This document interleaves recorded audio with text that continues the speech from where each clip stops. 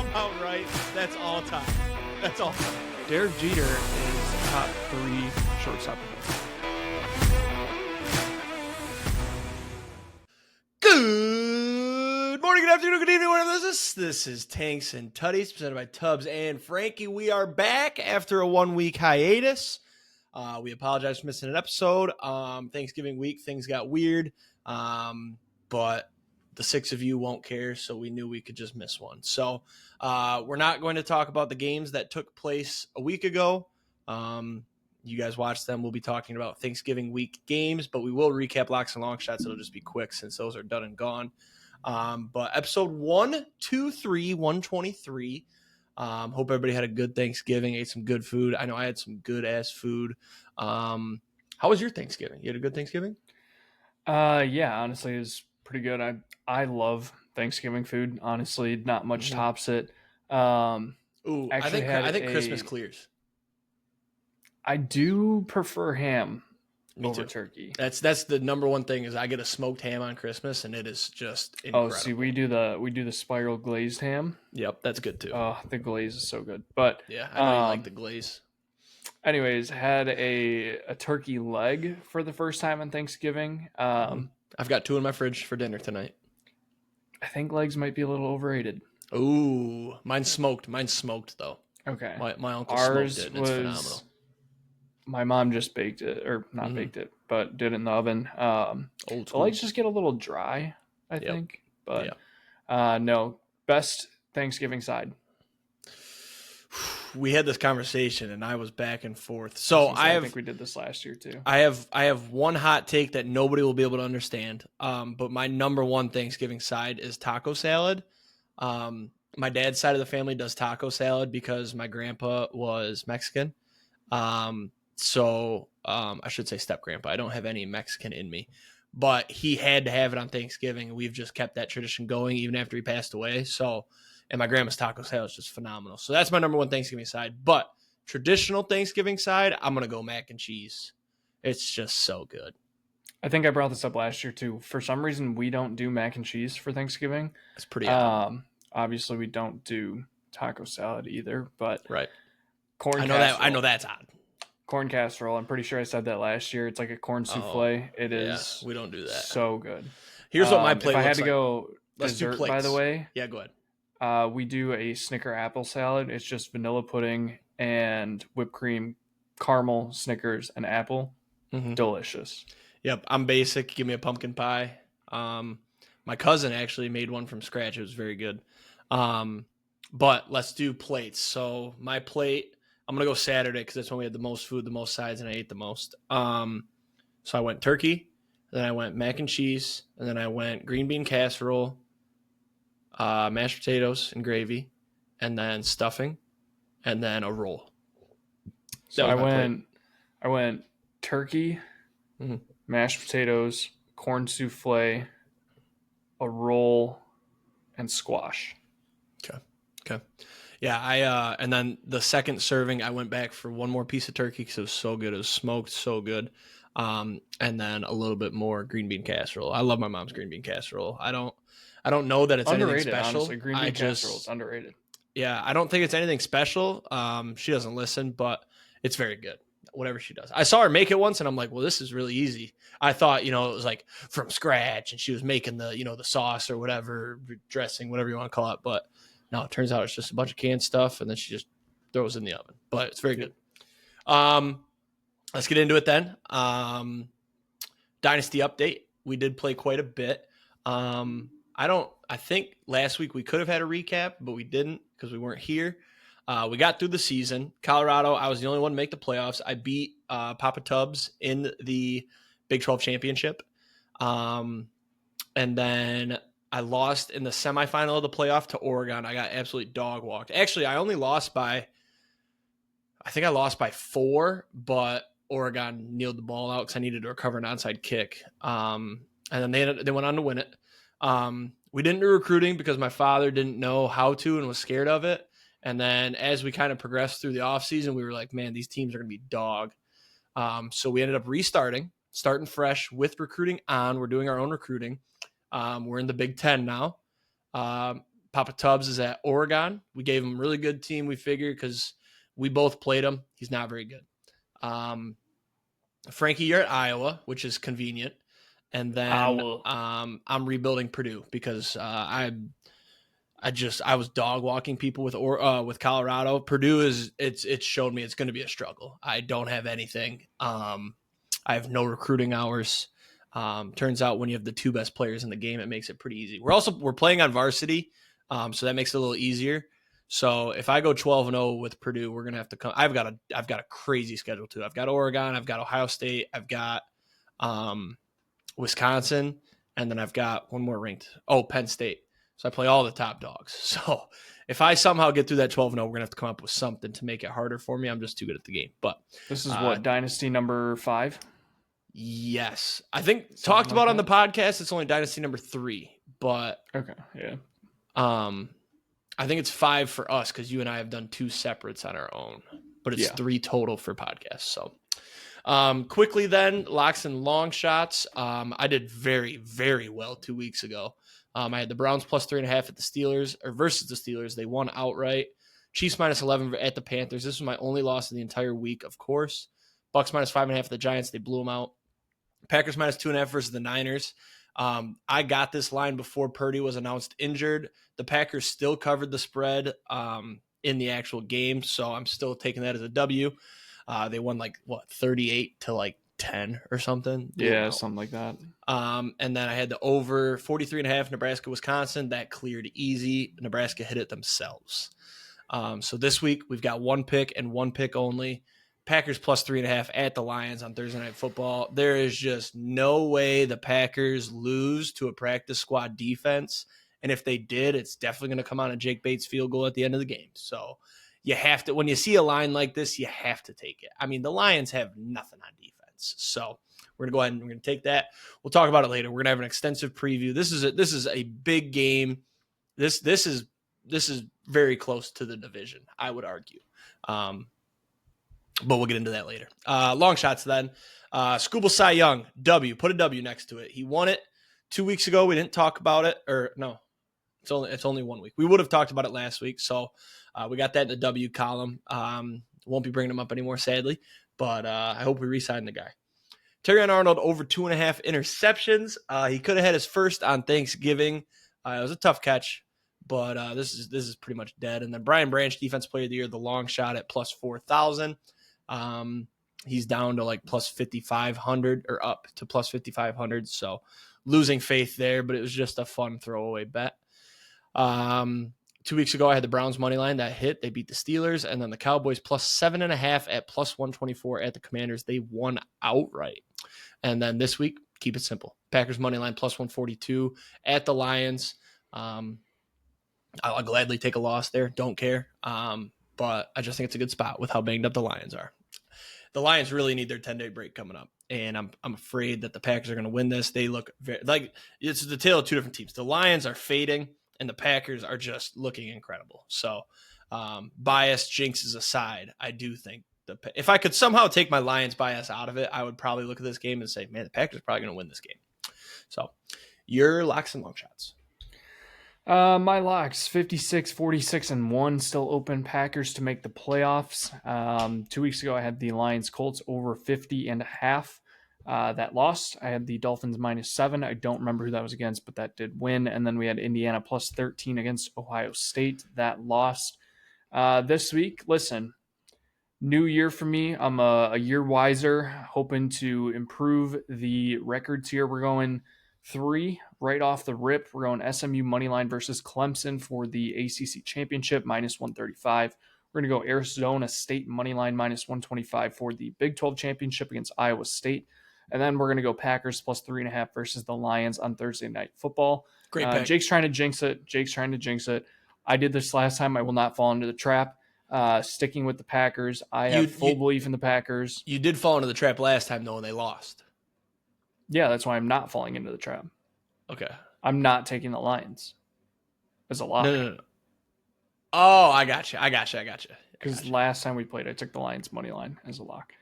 Long shots, 27, 72, and 1. Holy shit, that is bad. Like I said, Yeah. new year, new me. I am Yeah. a year older, a year wiser, Yep. a year poorer probably now that I have to pay for my own health insurance. So got to start hitting some of these to help out. So Yep. we had Pickens touchdown for Thursday Night Football 2 weeks ago. That did not hit. Indiana money line against Ohio State, that lost. And then Wisconsin money line versus Nebraska, unfortunately lost that too. This week, Packers money line plus 142. Good pick. Love it. Good pick. Browns money line against the Steelers. I'm very heavy on the dogs this week. You will see for Paige's picks plus 230. Seahawks money line against the Cardinals plus 114. This one's just, I think the Seahawks are a better team. They're leading the division. I don't see why the Cardinals are favored in this. So give me those three money lines straight up. Hey, I gotta say, we said we're gonna go quick, and we did. I think that's the fastest we have ever gotten through up to college football. So good on us. Pretty quick. College football. Let's start with something that made me very happy. Wrapped up a very shitty season. Michigan upset over the year. 20-point dogs. They opened up at 23. It was down to 19.5 at game time.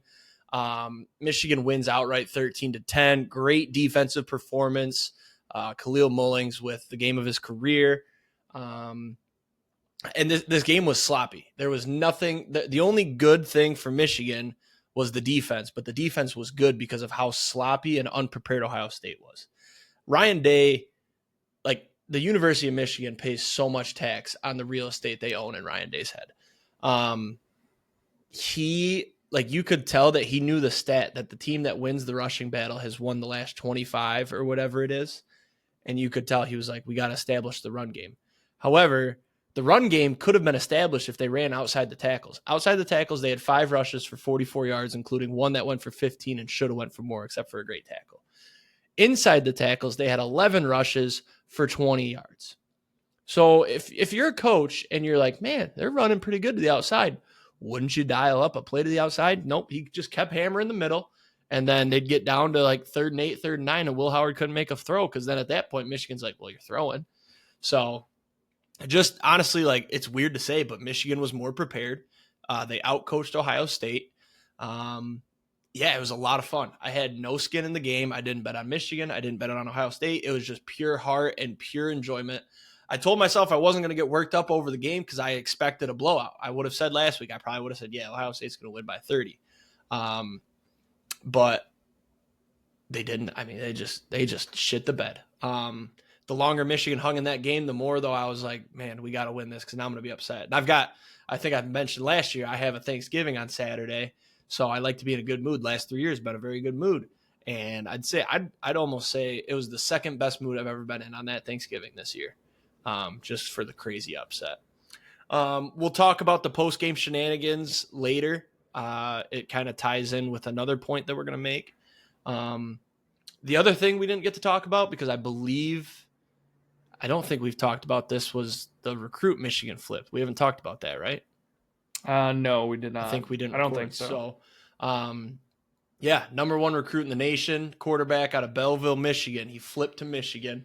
It kind of was just accelerating. And then I bought in. I was like, we got to do it. We got to get this kid. He's going to save us. He's going to do it. And fucking Sharon Moore went and got him. Emptied the bag. I think it was like 4 years, 12 million NIL. I'm already seeing his commercials. Good for him. I'm very excited. I've watched endless highlight tapes of his. I watched his playoff game. I got a free trial of Flow Sports just to be able to watch. They lost, but I got to watch. He's exciting. He can run, he can throw, he can do it all. I'm just very curious if we're going to start him or if we're going to roll with Jaden Davis, who will now be in his 3rd year of sitting. He's through 2. And he sat behind JJ McCarthy. He's been sitting behind some bullshit, but I think it might be him, and then Underwood will redshirt, similar to the Arch situation maybe. But it is a little different when you don't have Quinn Ewers ahead of him. You know what I mean? So I just don't want a Nico situation where we start him and then he sucks. I don't think he's that good.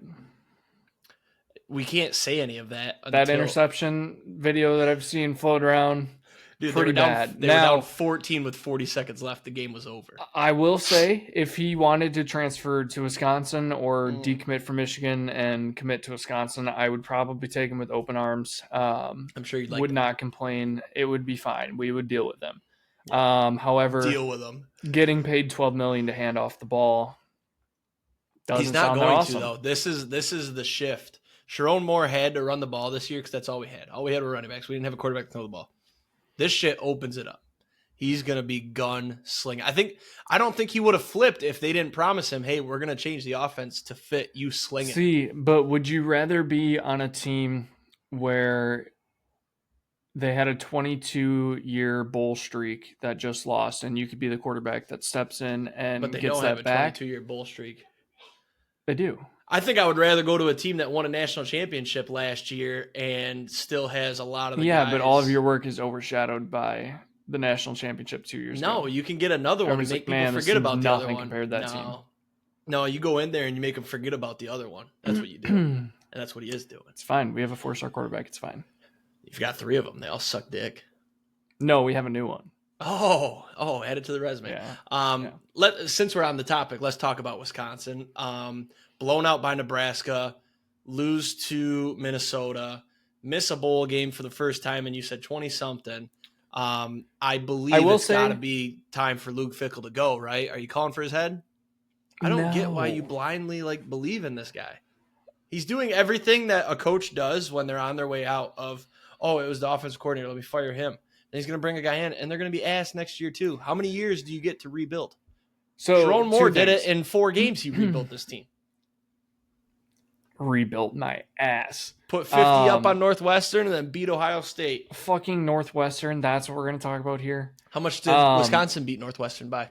Don't know. Michigan. Probably didn't watch that game. Less than Michigan. First things first. Apparently, we could still actually make a bowl game. I don't know how. I guess it has something to do with academics and if there's Wisconsin only beat Northwestern 23-3. By the way, so still a pretty good win. Win to win. Is it? Okay. Anyways, no, I've been diving pretty deep. 50-6, so doubled your score. Anyways, I've been diving pretty deep on Wisconsin recently and just trying to figure out what the fuck is going to happen here. Michigan also beat Minnesota. Don't care. We've got a lot of guys that are hitting the portal here. People that are calling for Fickell's head. I've said this multiple times. I don't think it's on Fickell. I think a lot of it is still Paul Christ's players. Everybody's saying we should have kept Jim Leonard, should have made him head coach. We should have kept Paul Chryst, should have kept him, whatever. There's a reason neither of those guys are head coaches right now. Have not even gotten a head coaching offer since they left Wisconsin. Now, I would gladly take Jim Leonard back as a defensive coordinator. He was fucking awesome as defensive coordinator. Our defense is in shambles. It sucks right now. Half of the guys that are starters on our defense have now decided they're entering the transfer portal as of today. On the bright side, the count of current scholarship guys who are Paul Christ's players is down to 16, which says a lot. All of the guys that are currently entering the portal are Paul Christ and Jim Leonard players. I think Luke Fickell is finally getting a full group of his guys in there. I don't think Phil Longo was a good fit for us. Tried to change the system too much. I don't think you can go from a ground and pound to air raid in 1 year. I think that takes a lot of time. If we would have hired somebody before Phil Longo and ran this system for 2-3 years, whatever, and got recruits that were like, oh yeah, this system is what I want to be in, and then fired our OC and got Phil Longo, I think it probably would have worked out better. It just did not.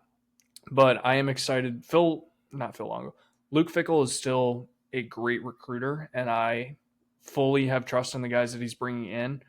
I want Braden Locke in the portal. Even if he doesn't enter the portal, he better not fucking start a game next year.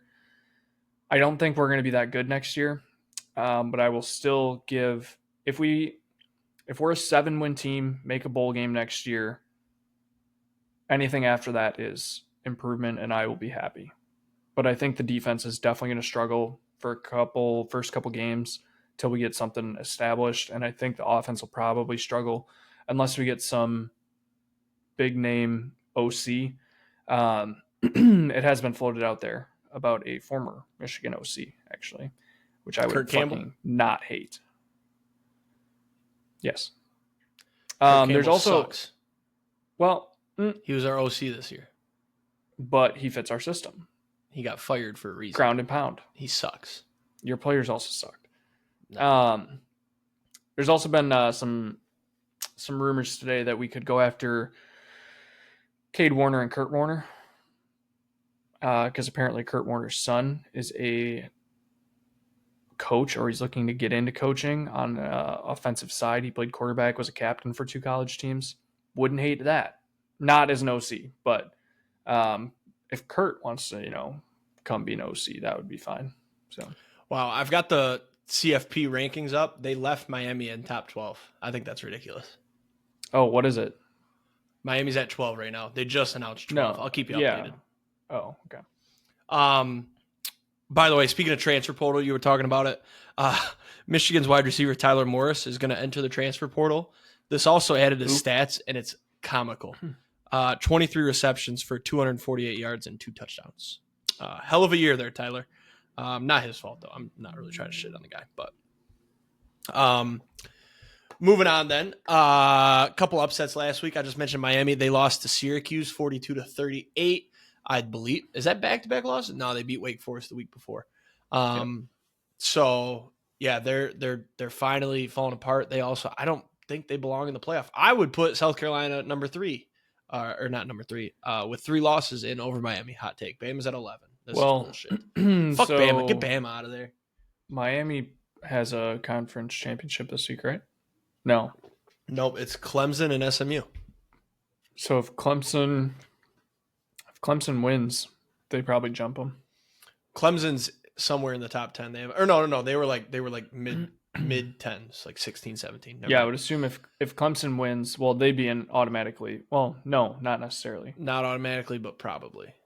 Yeah. Boise at 10. Let's go. Keep climbing. Oh, that was the other thing. I placed a wager on Ashton Jean T. Heisman to ride with Austin, and now Travis Hunter's minus 2,500, which I think is just such bullshit. Do we want to talk about it now? Because I've got some fucking takes. Let's save it. Let's get through these others. I would love to see South Carolina in the playoff. They just upset Clemson last week. They were awesome. Not really a super upset. I think they were plus 120, something like that, money line. But I'd rather see them in there over Bama. If they would have just beat LSU week 1, which they should have. The other shocking one was Georgia over Georgia Tech in 8 overtimes. Indiana at 9. 8 overtimes, 44-42. I went to bed. Didn't go to bed. I fell asleep while watching the first overtime, I think, or right before they went in the first. So I had to get up and watch the highlights. But Georgia Tech should have won that fucking game. I can't believe they choked it. Fuck Georgia. I'm so sick of them. You actually watched it. Why don't you talk about it? Because you know more than I do. Yeah. Well, so first off, Georgia Tech was up. I'm trying to find the score here. They were up 20-something. Yeah, it was like 27. I'm pulling it up right now. They were up 17-0 at halftime. Ooh, I like that. They were up 17-0 at halftime. Georgia stormed back. Took the lead in the fourth quarter, 27. Wait, no. They actually never took the lead. Tied it up with a minute to go on a short little 3-yard touchdown. Went to overtime. It was back and forth. So many, like once they got to the 2-point conversions, there were so many 2-point conversions that failed. A lot of missed calls. I believe it was on the last attempt for Georgia Tech.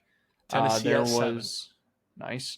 I believe it was on the last attempt in the 8th overtime for Georgia Tech.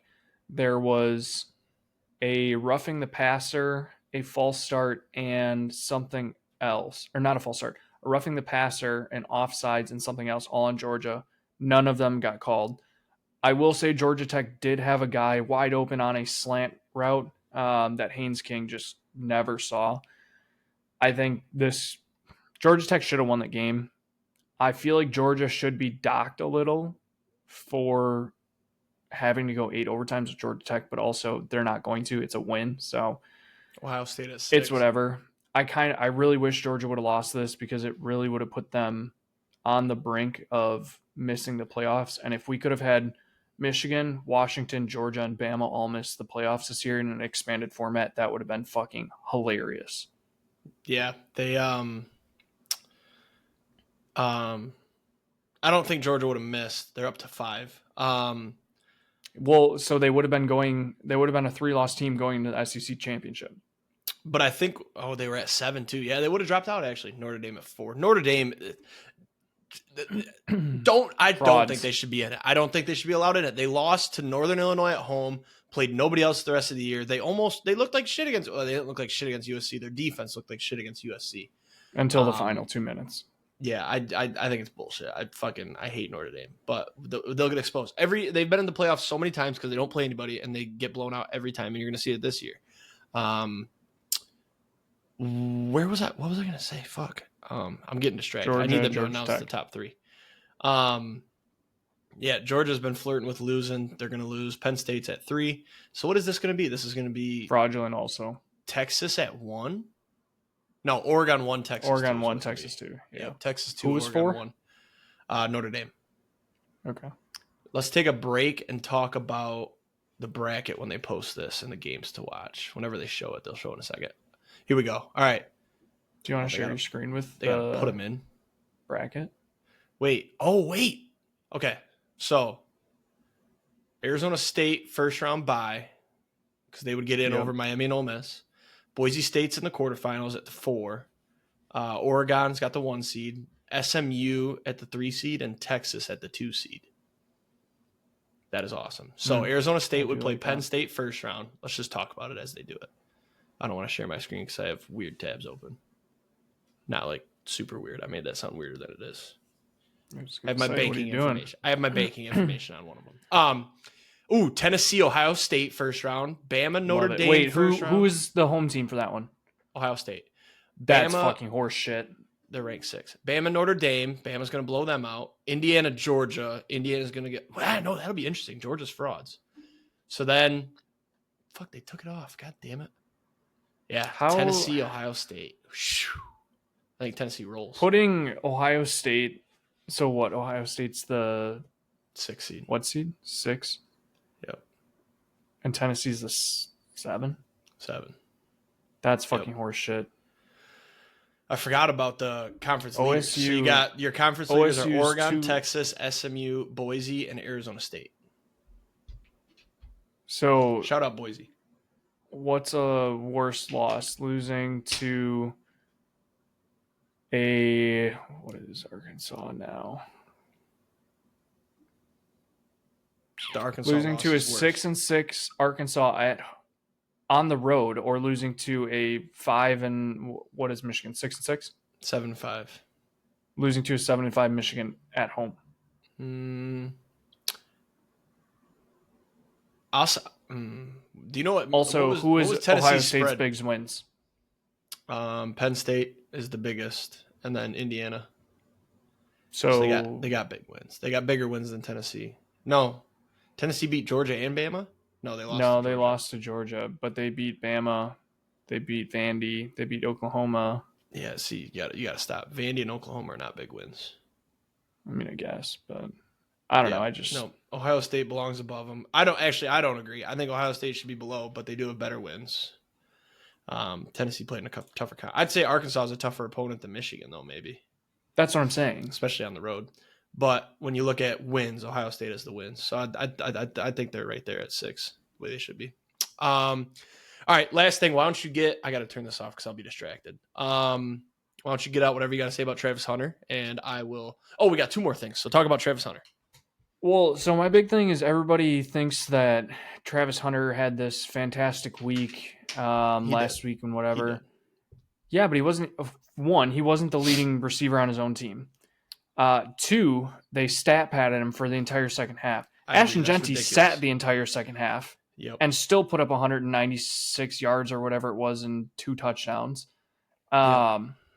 If you want to make the case for Travis Hunter playing snaps, then you also have to consider the fact that Ashton Genty's not playing full games and still putting up the stats that he is. I agree. You can't have it one way. You can't have your cake and eat it too. But Travis Hunter had an interception on a ball that was thrown so bad it was in his chest. He didn't even make a play on the ball. It's I also ridiculous, everybody's saying Travis Hunter is the best wide receiver and the best cornerback. He's not even a finalist for the best defensive back award. Yeah, no, he's neither. So he's not the best receiver either. I know he's just pretty good at both.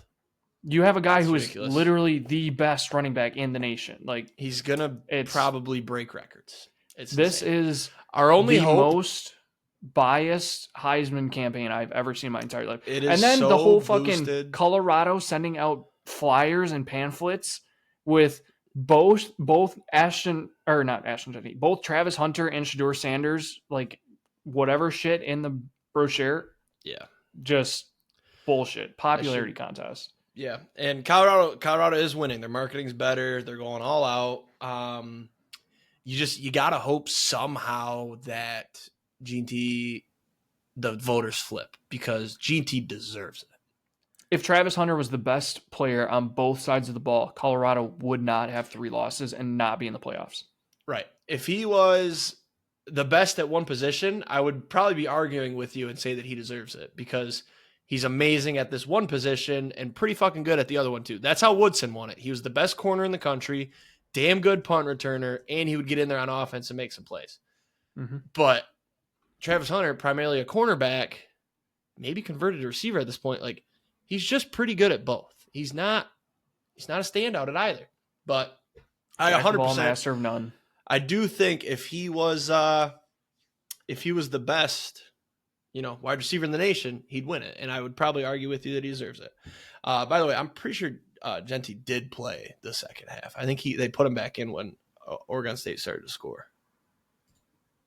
Oh, the last thing that I saw was that he didn't. So maybe he did. But let's see where we're at. We're in the fourth quarter there. He's out. They were up. He didn't play when they're up 9. That's weird. Oh, wrong team, dumbass. Yeah, he definitely played the fourth quarter. Ashton Genty run. Yeah, he played. They may have sat him when it was 24-10, maybe. Nope, Genty. I don't want to poo-poo my own case for Ashton Genty. He played the entire second half, so we got to stop. But his first 5 games were miles ahead of the rest of the season. Yeah, but that's how that thing goes. You play. I mean, they played Oregon and did awesome. Like I hope somehow this flips, and our only hope is that they upset somebody in the playoff. He looks really good, and then he's got to have a massive game this weekend. Like this weekend for sure. Just run all over UNLV. Who are they playing, by the way? UNLV. All right, so they got to win again. Also ranked. Yeah. So the only other college football thing to talk about, we'll do it quick so we can get in a good recap here for NFL and talk about the Lions and the Packers on Thursday. Flag planting. So I feel like this was popular like 4 or 5 years ago. Baker Mayfield did it and it started a thing, and then it went away. And then all of a sudden Michigan did it against Ohio State. There was a huge brawl. You didn't see too many punches, but it was just never ending. Like, they got Ohio State separated a little bit, and then Michigan said something, started doing things. They were straight up flipping off the entire crowd and the team, which was great. But it's like, it's a bad look because your season's over. They're going to go play in the playoff. But Ohio State came back. Players got pepper sprayed. It was insane. Everybody already saw it. We're not going to talk too long about it. I will say, though, Ryan Day sitting there looking dumbfounded while his star D lineman is like, we're not going to fucking let him do this. And he's like, what happened? Like, I did see those. Somebody pointed out he is just fired. Somebody pointed out that his family has a crazy history with depression, and they think that, losing these 4 is killing him on the inside. So I still don't like the guy. He's a prick, but depression's a dirty thing. And if that's the case, I feel a little bit bad, but W's a W. Sherwin Moore was in there fighting with his guys. I don't want Michigan to become the team, though, that's assholes and there's fights every game, unsportsmanlike penalties. Nobody likes that team. I don't want to be that team. I want to be swaggy. I want to be cool, but I don't want a team full of George Pickens. You know what I'm saying? I have 2 questions for you. Go ahead. So earlier this year, you were all about you wanted Sherwin Moore done after this year. Have you changed your tune on that? I think I mentioned it a week or two ago when he started bringing in these recruits, and it was, hey, if you're going to recruit like this, I'm bought back in as long as you fire. I said OC and DC. OC's gone. He got the number one recruit in the fucking country. I'm bought back in. I'm all the way in. Do I think he's a phenomenal coach? No. Should he be year one? Nah. But bring the guys in. If you get them right, and we make some college football playoff runs, you can stay as long as you want. Keep beating Ohio State. Like that was the number one thing. He beat Ohio State. You're no way you get fired after beating Ohio State. You could go 1-11. If that one game is Ohio State, you're going to have a job next year. I guarantee it. Maybe not. Maybe not and then the other question is, how would you feel if Ohio State went on to win the Natty now? Because I've heard some takes about this. I haven't even thought about that. I don't think they can. But if they did, it would suck because they wouldn't care about that game anymore, and that's all we've got for this season. And they would have one more. I think it would suck because they would now have one more recent than us as well. Like we've got that to hang over their heads. So the takes that I've heard is if OSU goes on to win it, Michigan can just say, well, we won 2 straight because we beat you. Oh, that's good. I'm going to have to use that. That's good. I've got a guy at my bowling league on Mondays. He's an Ohio State fan. For weeks, he was putting this shit up. He's like, I can't wait for November 30th, whatever the hell it was. So last night, man, I was like, hey, how you doing? I was giving him so much shit. So I can't let them have that if they win it, but I will use that as a comeback if they do. I don't think they do, though.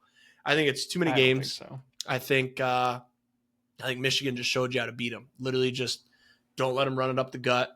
Watch the edges, and then make Will Howard beat you because he's not very good. Yeah. I think we proved that. So, but yeah, back to the flag planting. So after Michigan did it like teams just all day. Florida did it to Florida State. There was a fight. Arizona State planted the trident on Arizona, and like one guy went out and fought. It was kind of lackluster. I think Cal did it. And then there was another ACC school. No, it wasn't North Carolina. Yeah, it was UNC, NC State. That's what on I UNC. thought. Okay, that one was bad too. That was a big fight. And then Texas started to do it to A&M, and then Sarkisian stopped them. So another good look for Texas. I do like them too. Yeah, it was just kind of crazy that this hasn't been a thing for so long. Michigan does it. There's a huge brawl. And then everybody, all day I was getting notifications. Another flag planting. It's like, how did this, but that's this generation's culture is somebody else does it. Now we got to do it. The belt to ass trend on TikTok. High school teams were slapping at people on the ass after the games. My brother's team did it. There was a huge fight. Like that's our culture now. And we got to do this because it was funny, so I think it'll be dead. It won't happen next year. I don't know. I don't mind. Like I went back and watched Michigan's wins 2 years ago when they were in the shoe. They went out to the logo, but they just kind of grouped up, hugged. They did a prayer. It was on the logo. There was no fight. This year they go out there. They're stomping on it. They planted the flag, and then yeah. So I think it hurt Ohio State 2 years ago when we did it, and then they said we're not gonna let that shit happen again. I think that's what happened. But just kind of crazy that every team picked it up. So. Let's recap NFL, and it looks like for NFL, do you want to go through last week's games and just talk about who we picked and kind of talk about the games there? And then... Oh yeah, I forgot about Paige's picks last week. Yeah. Let's do that. We'll just talk about who we picked and then if there's anything big, but there was quite a few kind of lackluster games. So, but let's start Lions Bears. It's at the top because I'm obviously a Lions fan. So I picked the Lions clearly. First game on Thanksgiving. True. I'm dumb. Everybody had the Lions except for you. You did take the Bears. Not a bad. I think I even told you before. I should have had a bad pick. You should have had it. Lions won 23-20. Offense was getting stopped in the red zone. You don't like to see that, and just injuries on top of injuries on top of injuries. But luckily, the Bears had. He was fired on Friday. Had the dumbest coach in the NFL late in the game, about 30 seconds left. They could have called a timeout. They were in field goal range. They decided to run another play, but they took too long to get to the line. They ended up snapping it with like 5 seconds. They had to throw a bomb at the end zone. It got stopped. I think every Lions fan ever was like, what are they doing? I was shocked. It was amazing. I literally was sitting on my couch and I was like, oh, Bears are going to kick a field goal. We're going to go to overtime, or Bears are going to score a touchdown. I was still confident with overtime. Yeah. But that was obviously a more, what's the term? Enjoyable outcome because the Bears looked stupid again. So, but like the sack happened, and I was like, all right, just call a timeout. Plenty of time. You can run a couple out plays, get right back into field goal. That was my range, thought. And then like I saw the blame. Everybody in the media was saying the blame is 50% on Caleb, 50% on the head coach. But since Caleb's a rookie, as a head coach, once 5 to 6 ticks off, you get 80% of the blame because you could call that timeout and regroup and call 3 plays. Hey, just go out, out, out. Or, well, it was only 2 because it was like 3rd and 26. But just call a play to get yourself closer maybe and attempt the field goal. So I think it would have been a 55 right from where they were. But you're indoors. Just an absolute collapse, and I loved it. First half defense looked a lot better in the second half, but like I said, we've got 18 people on IR right now. We need this little mini-bye before the Bills so bad. Is 18 the actual number? Or that is the actual number of players we have on IR right now, yeah. I think it was like 3 to start the year. So you got some backups on there. You got some banged up dudes. But we're supposed to get a few back this week. And we signed Jamal Adams. Not quite sure what the plan is for him. That'll be interesting. And Quan Alexander. But they both seem bought in. I'm excited to see this week. Hopefully they get out there, play some snaps, but I doubt it. But yeah, it's a practice squad defense. We'll talk about it. Next game, Giants at Cowboys. This was the take a nap game. Cowboys won 27-20. You and Paige both had the Cowboys. I took the Giants, and honestly, not a terrible pick. They were in this game for a long time. The Cowboys pulled away. I believe the Giants scored garbage time to make it look closer than it really was. Yeah, they scored with 2 minutes left. But I don't think that I'm not going to sit here and say the Giants was a bad pick. It was right there. They were in that game. Drew Lock was fun. He was balling. How many yards did he rush for, by the way? I don't know. Also, I don't think we ever talked about Daniel Jones. 57 but if yards. You're just tuning into this and you're unaware of anything in the NFL world, Daniel Jones got cut from the Giants. So imagine being in a coma. And he's on the Daniel Vikings Jones now, up to? Actually, he's on the Vikings. Next game, Packers Dolphins. We all had the Packers. They dominated. This was another one where looks closer than it was. But I'm gonna let you go ahead and take the reins on this one. I mean, it's simple. Dolphins can't play in cold weather. Packers are born into it. It still was technically Toyotathon. Jordan Love had a good game. I don't think he had a pick. He definitely tried to throw some picks. But Dolphins didn't catch him. Yep. Josh Jacobs looks great. Packers are turning into full form. Christian Watson even looks good. Defense a little banged up, a little bit worried about that, but yeah, I'm excited for this week. Packers, 9-3, can't complain. Third in the division, could complain. Yeah, absolutely. So, you're getting absolutely bent. We would literally be leading every other division at 9-3, basically. So, it's funny to me. This was clear cut, dry. Packers are going to win this game easy. Dolphins can't play cold weather, and it was fucking freezing. And just looking at their side, I saw a video of the warm-ups. Packers are out there in tank tops and shorts. The Dolphins are out there in sweatpants, sweatshirts, and you can clearly tell there's something under the sweatshirt keeping them warm as well. Their head coach is in full winter gear, standing literally shivering. It's just funny to me that these guys go to the Packers. Like Josh Jacobs, he came from Las Vegas. He's used to warm weather. I don't think he grew up with Midwest. He goes to the Packers. He's fine out there. He's a dog. He only rushed for 43, but he had some good receiving, right? Yeah. Yeah, he had 4 for 74 receiving. So great game from Josh Jacobs. He was a great addition for them. I'm not scared of the Packers, but I'm definitely not like Josh Jacobs is from Tulsa, Oklahoma. So yeah, definitely not. So this guy that has literally never lived in cold weather goes to the Packers and it just looks like a dog in the, what was it? It was like 5 degrees with the wind chill. Also, Packers fans, psychopaths. So many shirtless, heavier set dudes out there. That would be frightening. They got the beer layer. They're good. Yep. Next game, Friday, the Amazon Prime game, Chiefs 19, Raiders 17. We all had the Chiefs, a little bit of a sweater there.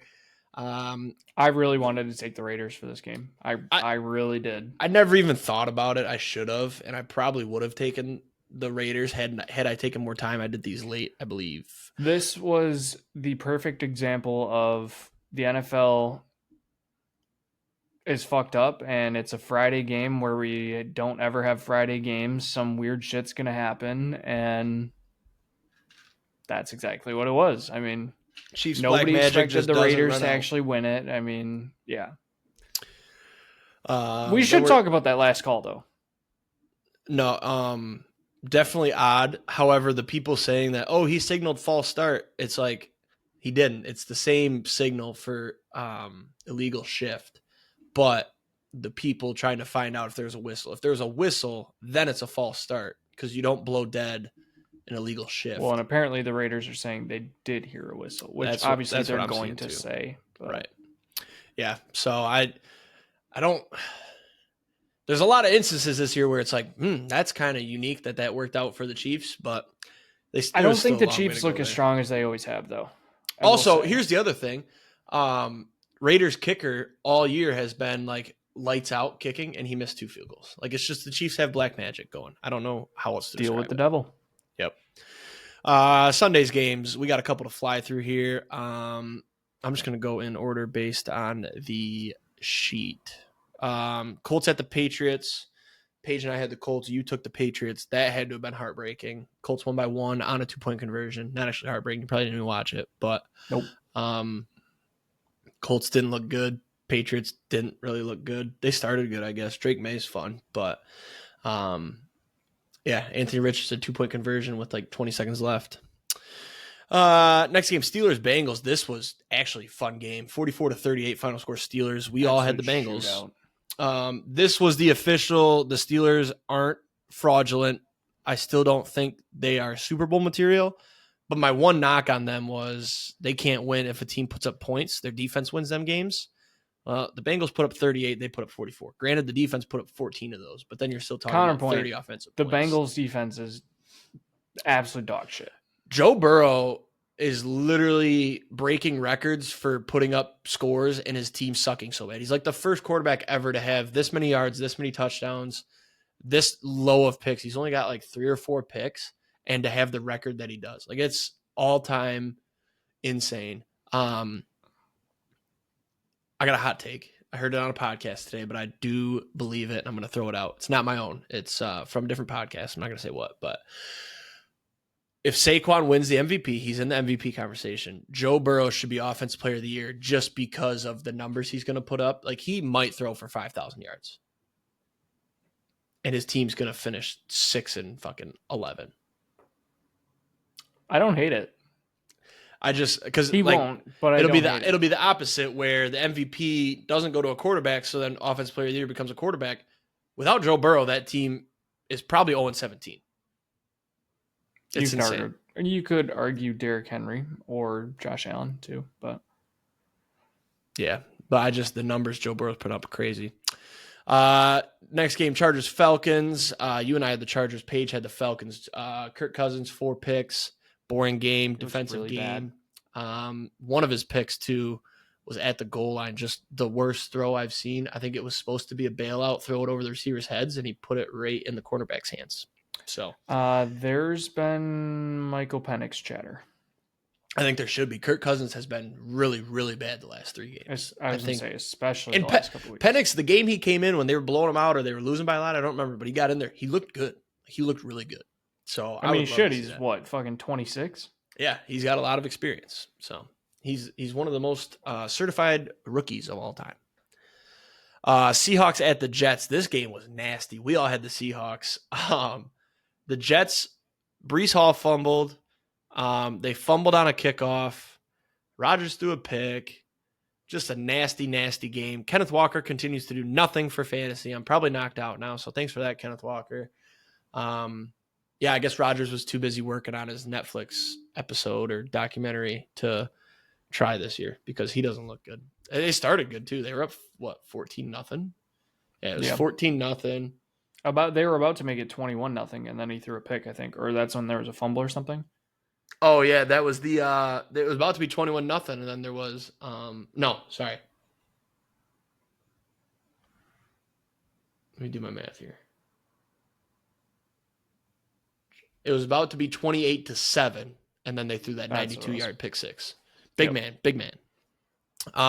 Oops, gotta go back here. Texans at the Jags. CJ Stroud continues to not look like rookie year CJ Stroud, one of the craziest sophomore slumps I've seen. He had so many. Trevor Lawrence got killed. I got a hot take about that, though, by the way. Nasty hit. However, Trevor Lawrence slid so late. I don't think the dude was trying to take his head off. It's just a bad look that he got up and was fighting everybody after and saying, I'm going to kill you. But I heard Rex Ryan talking about it. I thought it was good points. It was, they tell you to slide early, and if you can't, you dive, so you can't get concussed. Because if you dive low enough, you're just gonna slide onto the ground. If they try to hit you, they hit your back. If anything hits the turf, it's your face mask. You're good. And Trevor Lawrence didn't do that. He was fighting for the first down, went down, and then got hit. He was out. I mean, he was throwing up the fence. He was trying to on guard, But yeah, CJ Stroud, he missed 2 deep balls that they were clear of the defense, and he very upset because I have tanked down fantasy, and I believe that the big one was the takedown. Him. I don't know about the second one, but one for sure was just under. They still won 3 yards. They still won 23-20. They're 8-5. They'll probably make the playoffs, but they're not there. The defense too, doesn't look great. There's nothing incredible about them anymore, so they're falling off a little bit. Cardinals at the Vikings. You and I had the Vikings. Paige had the Cardinals. Heartbreaking loss for her. The Vikings just continue to find a way. They won 23-22. I think it was like a minute left. They scored a touchdown. NFC Black Magic. It's just teams won't. Any other division, the Lions 11-1, they're gonna have that shit locked up. They're looking good. It's fucking insane to me that the Vikings I'm sitting have to fall apart eventually. Dude, it's got to be coming. What are their last 2 games have been bad, haven't they? Yeah, so they beat the Cardinals by 1. They beat the Bears in overtime. Titans game, that was tight. The Jags game, that was tight. They were tight with the Colts. So they're on a 5-game win streak, and every single game was 1 score. Nope, sorry. 4 out of 5 were 1-score games. Kind of ridiculous. Who did the Bears play next week? We got to look at bring back the Lions curse thing. Jefferson falling off or Darnold falling off? Darnold. Crazy that I'm saying that about a 7 for 99 day, but it was all late. Bears have the Niners this week, by the way. That's right. Okay. Titans at the Commanders. Nothing to say here. Commanders blew them out. The Titans have something though with Westbrook Akine. He's electric. He loves touchdowns. You didn't start him or something? Is that what this is? You have him? No, that's just disgusting. He's not. It's a flash in the pan. That's all it is. You think so? You think 6 out of the last 7 touchdowns are flash in the pan? Yeah. We'll see. I think he's the only thing they got. We all had the Commanders, by the way. Afternoon games. Bucks at the Panthers. I had the Panthers. Paige had the Panthers. You took the Bucks. This one was tight. The Bryce Young, I don't know what happened, but he is back. He looks good. Granted, his completion percentage in this game was almost less than 50%, but he's been playing good. They lost in overtime on a last-second field goal, so they had a chance. And they would have won if it wasn't. They would have won. It was a fumble. That's right. It wasn't even Bryce Young's fault. He got him down there. So, yeah, good pick, I guess, on the Bucks. But Panthers, they might have something there. They're fun. Maybe that's what he needed, was just to relax, get himself out of the media for a little bit. You got nothing to lose. Go out there, have fun, kid. And it looks like it's working. Mm-hmm. Rams at the Saints. Rams win 21-14. This one hurt. I took the Saints because of Darren Rizzi. They lost. You guys both had the Rams. Saints had a chance. They were driving. Then they turned it over. I think there was only like a minute left. It was close. It was tight. Saints were up too. They were up 6-0 at half. Let me see this play-by-play. MVS. I know it was late. Yeah, they went for it on. It was 4th and 3 from the Rams 9, and Carr got sacked. Also fumbled. Then it was recovered by MVS. Oh, they called it incomplete. Trying to read the play-by-play does not work. I don't know why I try to do it every week, but they were in this game. They were right there. Good pick by me. Eagles at the Ravens. Pretty good game. Is it time to cut Justin Tucker? I don't think By the you way, can. you and I had the Eagles. Paige had the Ravens. Yeah, I don't think you can cut Tucker just because kickers have been so bad. Look at how many teams have been through kickers this year. I mean, the Packers, the Niners, the Eagles are struggling. Who else was it? There's another team that's had like 3. The Jets. Moody. I mean, yeah, I said the 49ers. Oh, sorry. Yeah, no, I mean, the Falcons, Younghoe Koo, he's struggling. Fairbairn missed a couple too, right? He missed one against the Titans to force overtime too. That was 2 weeks ago. Yep. I don't think you can cut him. I just don't. Kickers at the start of the year too were crazy, and then they just fell off a cliff. Like, what the fuck happened? They're putting some shit in the balls. People were bitching about their kickers' fantasy scores. Literally. Sunday Night Football, 49ers at the Bills. We all had the Bills. They won with ease. Pretty cool snow game. Love the Bills in snow. McCaffrey, though, done for the year. Probably they put him on IR. So definitely, not Jordan good. Mason, too. Jordan Mason hurt and the third string. So they're on Garendo. I saw a lot of jokes. Yeah, Elijah Mitchell hurt. Oh, yeah, he was placed on IR before the year started. Right, but he's technically the third string. So now you're down to your fourth string running back, who Garendo's looked okay. Like, he's made some plays. Bills just keep rolling. Josh Allen got engaged, had a good game. Josh Allen also threw a touchdown to himself. Threw it to Amari Cooper, then got pitched back. So he received a passing touchdown and a receiving touchdown for that one. And he ran another one. Horrible pass, too. Terrible pass. Way behind him. Josh Allen in his postgame, he was like, I was just following it to make sure that it didn't get picked. And he said, all of a sudden, he threw it back to me. It's pretty cool. And then Monday night, probably the game of the week. Yep, 41-32 Broncos. This game was fucking awesome. Jameis was balling. 497 yards, 4 touchdowns, also 2 pick sixes. So you could say 6 touchdowns. The one bit there, Jerry Jeudy, by the way, 9 receptions, 235. Holy shit. NFL record for yards against your former team. When the Broncos had the 90-yard touchdown and then the Browns answered right back with a Jerry Jeudy 90-yarder, that was peak football. That was awesome. Just so much scoring, so many yards. I'm kind of mad I didn't go crazier with some parlays because those are the games you love for parlays. Just all the overs. Imagine you had like Marvin Mims touchdown, David Njoku 2 touchdowns, Nick Chubb 1. No, here's like an actual realistic picture. Chubb and Njoku. I feel like that's realistic. And then, or mix Njoku with Jeudy and Chubb. Two of those 3, right?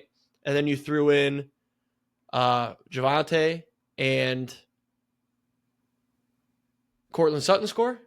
Yeah. You did, right? Like, that's easy. That probably would have been fucking plus 4,000. What was the no-name running back that scored for the Broncos? Was it Estime? No. No. It was the fullback. I'll get it. Michael Burton. Imagine having Michael Burton. Or Denver defense, because Jameis likes to turn the ball over. Like, I wish I would have went crazy. That would have been the perfect game for when we used to do our group chat parlays. We stopped doing them. But also, though, here's the thing. We would have hit everything. I did do a parlay, though. I did 2 of them. And I did research. And the Broncos receiver, Vele, he's had a growing role. And everybody was like, oh, take him over. It was like, I think I just did 25 plus. He finished with 16. He got 16 yards on their first drive, and he finished with 16. So I definitely would have thrown that in the parlay, and it would have lost. And we would have been sitting there looking at it as all this offense, and Jake chose DeLon Vele or whatever the hell his name is. Yeah, Devon Vele. But that's one of those where Javi hits both of his because he goes chalk, and then, you do somebody doing a touchdown. No, he would have taken the under. It would have lost. Javi definitely would have done alternate under. Yeah, he would have saw that, it's cold in Denver. All right, let's move to next week then, or this week, I should say. And we'll start with our Thursday night preview. We've kind of previewed a bit, but just to kind of wrap up, Packers and Lions. I save my wardrobe for after my team wins. So see, you're pre-coming. That's what you're doing here. I got plenty. What do we even talk about? I feel like we covered everything. The main thing I'm worried about here, the one thing I'm not worried about is getting beat over the top because we got both of our safeties. The thing I am worried about is Vildor covering either Jaden Reed or Dobbs because I don't know sucks. if Dobbs is going to be okay. That's good. back. Slightly worried about Jacobs because of how banged up our D-line is, but I believe we shut down Swift pretty good. What else here? What am I missing? Xavier McKinney just continues to give us locker room or bulletin board material. I can't remember his exact quote, but it was they asked him about what do you think about Amon-Ra and his Green Bay sucks shirt, which good question by the reporter. You know you're going to get an answer you like, and he said, "Oh, I'm not worried about him." So Amon-Ra 10 plus catches, 100 yards and a touchdown. Book it. I think if you really want to get a long shot one, the one I'm excited for is Tucker Kraft. Yeah, I saw that too. Pretty unsolicited though. I don't think Kirby Joseph deserved that. He's taking out a lot of tight ends. I brought this up before. He what? He's taking out a lot of tight ends. I brought it up before. We went through it though, and we said that's how tight ends get tackled. I don't think he's doing there is definitely no bounty. He's not. He might be doing it on purpose. I can't speak for him, but he doesn't do it every game on every tackle. It's just that's how you tackle a tight end. That's how they teach you. I would be. Who did he say it against, or who did he say it to? Who? What? Kraft. Who was he talking about? It was some reporter. He said it about Kirby Joseph. Yeah. If I was Kirby Joseph, I would probably be terrified. I don't know if you've heard the rumors about what Tucker Kraft says on the field. I know that he is an absolute psychopath. I was doing some research. He tells people he's going to burn their house down. Yeah, he is a stand-up dude from some small town North Dakota the field, North or South Dakota. And then on the field, I saw there was some clips. I was like, Jesus Christ, this dude's insane. He's fucking crazy. I do like him. He hit my over in the Thursday night game. I had him 50 plus. So yeah, I don't hate the Packers. I definitely respect them. I hate on Jordan Love. I don't hate him. But yeah, I'm not scared for this game, but I'm not really not confident at all whatsoever. Our defense is so fucking banged up, but it's a win-win for me. We win the game and it's, you lost to a practice squad defense. And then if we lose, it's, yeah, man, we were just banged up. We'll see you in, January. Yeah, I'm looking at the injury report right now. So for the Lions, it looks like Carlton Davis will be back. Yep. Decker did not participate again. Campbell said he is doubtful about him. Muzurike, Pascal, and DJ Reader all did not practice. Both DJ Reader has a shoulder injury. He's probably not going to play, so that's also not good for the Josh Mosley's going to play. Mosley's going to play. That's huge. First Packers, it looks like Edron Cooper did not participate both days, which sucks. And then Corey Ballantyne did not participate. Jair back? Jair is limited the last 2 days. So is Kenny Clark. It's a big Dobbs game. Dobbs is limited, so he might actually play. Who else here? Jacobs limited. That's probably just rest. Yep. Elton Jenkins, that's good for the line. Aaron Mosby off the injury report. Yeah, I mean, I'm not too worried. Our defense is starting to get healthier. I wish we could get Ballantyne back. That would be a huge help. Edron Cooper really hurts. I hope he can play. But let's do score predictions. I'm gonna say, give me 28-24 Lions. Just barely cover. Okay, give me 31-27 Packers. Okay. Yeah, I think it's definitely close. Nobody's getting blown out in this game. No, I think it's going to be a lot of points too. I am glad it's at home with how banged up our defense is. I will say that we got a good little home stretch here. We get to. No matter how this game goes, if we lose, I need the fucking Eagles to lose though too. But if we do lose, you get to stay home. You got 10 days until your next game. Just get fucking healthy. Find out what the Chiefs do for their black magic and bring it back. I'm surprised you're not pulling a me this time around and giving me it's a lose-lose.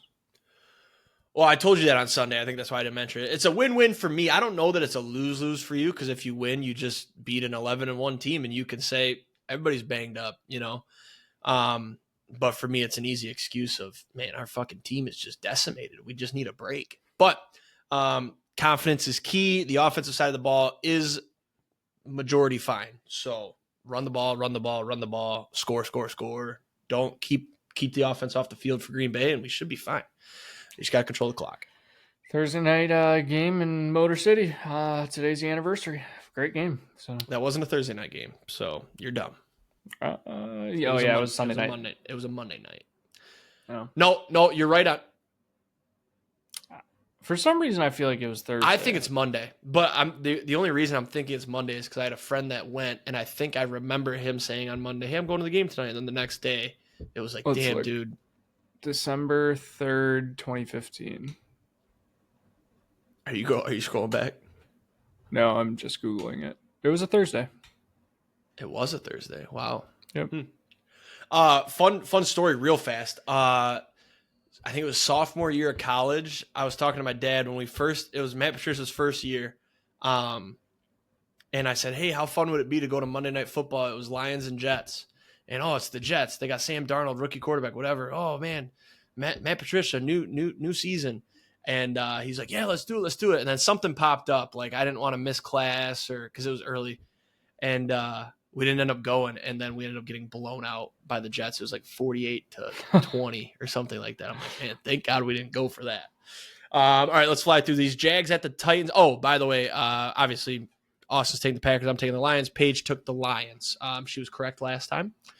So we'll see how this one turns out. Sunday. Jags at the Titans. This is nasty, but I'm going to take the Titans. I don't think Mac Jones can beat anybody. Paige is taking the Jags. I'm going to take the Titans. I will say, you will see throughout this, I am big on the upsets this week. I think I unintentionally was as well. Yeah. So, Jets Paige at the could have a Dolphins. really good week this week. Jets at the Dolphins. Paige and I have the Dolphins. I'm taking the Jets. Wow, that's insane. This is. Yeah, I don't have a reason. That's insane. Nope. Hey, Rodgerson's a good one. They're due. I need Devontae Adams to just have a day. I got to put up like 180 and win and have two people lose in my league to make the playoffs at 7-7. So I'm hoping to put up some points. I'm starting Devontae because he had like 14 targets last week. It's insane how much he throws to him. It's like one of these games he's going to have 2 tuds, 150, 10 catches, vintage Devontae. Falcons at the Vikings. Wow, Paige and I have the Vikings. Taking the Falcons.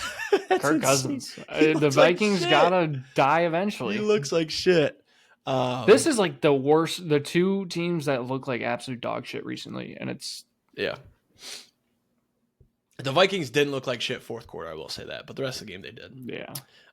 Saints at the Giants. Paige has the Saints. You and I are on the Giants. I think the Rizzy spell's done. Drew Lock. He's fun. I like him. He doesn't throw the ball well, but he was running all over the place. It was pretty sweet. Panthers at the Eagles. Paige is still riding with the Panthers. This is easy, Eagles. You and I have them. They are absolutely rolling. Saquon's going to break the single-season rushing record. I do need them to lose at some point, but their schedule is really easy. Their toughest games left are, I think they've got the Ravens once more and the Steelers. No, not the Ravens once more. I'm mixing up my teams. The Eagles play the Steelers and the Bills, I think. They only had like 2 tough games out of 5. It's ridiculous. I need them to lose one because I think the Lions drop one eventually. I don't think we're going to go 16-1, but I want home field advantage. Fuck off. Browns at the Steelers. Paige has the Steelers. I'm all in on Jameis. Watching that game Monday night, I stayed up for the whole thing. I usually don't. So much fun. I love them. Jameis can put up points on a good defense. I'm on the Browns too. Yeah. It's just, can the Browns defense stop the Steelers offense? I don't know. Maybe we'll get snow and then they'll be fine because the Steelers can't play in snow apparently. Raiders at the Bucks. Paige says, I want to choose the Raiders, but I guess I should probably pick the Bucks. I read that and I was like, you know what? I'm fading. I said Raiders. They've been moving the ball. Jacoby Myers looked good. Brock Bowers is a dog. Bucks haven't impressed me. But they do have Mike Evans back, and he looked good. But taking the Raiders. I'm taking the I'm taking the Bucks. Yeah, that's a good pick. I don't know why I took the fucking Raiders. Seahawks at the Cardinals. Wow, we haven't agreed once. Do we agree once? We don't. We don't agree on a single one. Paige has the Cardinals. You and I have the Seahawks. We're taking the dog. I agree with you, though. I don't understand why they're dogs. They haven't really looked good per se, but who won this game the first time? The Cardinals. Yeah, Cardinals. I like the Seahawks even more now. Me too. Bills at the Rams. Paige has the Bills. I'm taking the Rams. We got a little bit of a Bills letdown spot here. Just secured the division. They're looking ahead at the Lions next week. Like, man, that's a good team right there. The Rams have Matthew Stafford. You can always throw them in it for an upset, and you can have a chance. This won't be dead until minimum halfway through the fourth. So, give me the Rams. That's probably a fair point. I'm going to take the Bills. Out of all the years that you had a future on the Bills to win the Super Bowl, this probably was the best year to have one. Well, the problem is that it just kept going down and down and down. I think they were like second or third favorite this year. And at that point, it's not even really that fun. Like last year, I got them at plus 1,000. That was fun. Year before that, it was like 15 or 16. So that's like plus 1,000 or more is fun. Like the Lions too. I didn't even touch them this year because they were like second or third as well. It's just not fun at that point. So I will be pissed though if they do. I mean, just imagine how healed the United States of America would be if we got a Bills-Lions Super Bowl. My life savings on the Bills. Here's the thing. If Jordan Love was severely, I forgot about that. Remember his injury against the Eagles? And we thought, Packers aren't going to touch us. If that was a severe injury and he missed the year and the Packers were just out of it, you would love that. Bills and Lions, you would be eating that shit up. You probably would still want the Bills to win, but I think you would be on here talking about how cool that is that two shit teams have turned it around. I would still say it would be an awesome game regardless. Yeah. But now, after the Lions knock your team out of the playoffs, you probably won't. So, Bears at the 49ers. You and I both have the Bears? What are we doing? This is the new coach bump. True. I got to look up the stat. I wonder how interim coaches have done in their first game. Honestly, I know the Bears haven't looked bad recently, and the Niners have looked bad. If you don't watch the Bears first half and you only watch the second half, you'd be like, man, how are they so bad? They're a great the Niners are like, let's just pack it in. They should. The Bears defense is pretty good. They played well. I know. They shut them down when they needed to. Brock Purdy, he ain't going to do shit. Paige does have the Niners, though. Niners season's over. I can't believe that Debo still comes out dancing to music like they're hot shit. Like your ass, dude. Put the boombox down. Yeah. Chargers at the Chiefs Sunday Night Football. Looks like we both agree. Chiefs got to lose eventually. Chargers are a good team. On prime time. They can't let the Chiefs black magic come out and everybody sees it. I'm a Jim Harbaugh guy. I agree. The Chiefs can't pull some black magic shit. This is actual prime time. Friday there was some people shopping and shit. You know, everybody's gonna be watching this game. I will say if the Chiefs lose this one, I may put a future on the Chiefs to win the Super Bowl. That's not a bad take. Maybe wait if they drop 2 in a row. Imagine if they go down to 11-3 and you can grab them. Maybe. What you do is just watch the playoff games, and when they go down 2 touchdowns, you take the money line. That's just as good as a Super Bowl wager. Paige has the Chiefs because she enjoys Satan. Bengals at the Cowboys, Monday Night Football. Wait, are the Bengals dogs in this? They're not dogs. Yeah. They are? Mm-hmm. Oh, man, that's life savings on the Bengals +5, bro. Are you serious? Are you sure? Oh, sorry. No, Bengals are favorites. Okay, I was going to say. Yeah. I thought so. You and I have the Bengals. Paige has the Cowboys just because that's her team, apparently. Cowboys still have a 1% chance to make the playoffs, by the way. They're still in it. Bengals still technically have a chance to make the playoffs. Bengals have a chance. You know, you're not out of it till you're out of it, but I'd say both of those teams are pretty much out of it. But you got to take it's hard to not take the Bengals. I feel like make the playoffs. I got a feeling I'm probably like 2 out of 12 picking the Bengals this year. I don't know that I've taken the other team, and they have 4 wins. So not good. Not good. I guess that would technically be 4 out of 12 because I do think I feel like I usually take the Bengals too. I gotta look. They're just fun. I mean, they're fun. They put up points and they're in almost every fucking game. You're basically a Bengals fan with the towel you have behind you. Essentially, that is a Bengal. Yeah, could be a Bengal. That wraps us up. We ended up going long, but we got a good preview in there, and we did. We flew through what we needed to. We got a lot of sports talk in. It was good to be back, y'all. We'll see you next week. Of course, I better hear from my haters this week. You might. I don't know. I think that might be tough to hate with the way the Lions are looking on defense right now. It might be tough. But if they lose, if you post a clip and the Packers lose to the practice squad defense, you're going to hear about it from me too. Yeah, I have to be cautious. Yep. But have a great weekend. Let's hit some tanks, adore some tutties. We'll see you next week. Go Lions.